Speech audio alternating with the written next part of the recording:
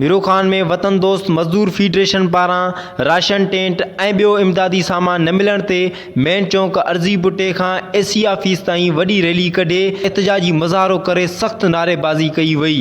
जे मौक़े ते एहतजाज कंदड़नि KTN न्यूज़ सां ॻाल्हाईंदे असांजो जेको जुलूस आहे ऐं इन वक़्तु असीं घेराव एसी मीरो खान नाहिद मीरानीअ जे ऑफिस जो करे रहिया आहियूं, छो जो असांखे हिन वक़्त ताईं असांजे मज़दूरनि साथियुनि खे कुझु न आहे मिलियो। 20-25 कारखाना आहिनि, कंहिं बि मज़दूर खे सैलर वारो हुजे या गॾा गाॾी वारो हुजे, हिन वटि तव्हां ॾिसो मुख़्तियारकारी में खुलेआम बेईमानी पई थी हले।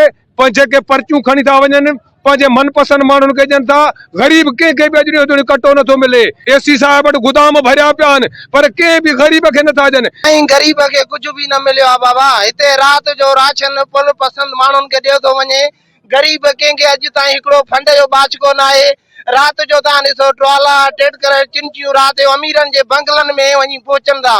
हिते जेके बि मज़दूर यूनियन बीठा आहियूं, असां पंहिंजे हक़ लाइ विढ़ंदासीं ऐं हक़ लाइ विढ़ंदा रहंदासीं ऐं पंहिंजो असां फंडे लाइ था, पंहिंजो पेट लाइ था विढ़ूं। असां फंड मिले, सम्झो ॿियो हाणे असांजो कहिड़ो मुतालबो आहे, को असां जंग कोन था लड़ूं या को वॾो को असांजो मुतालबो न आहे।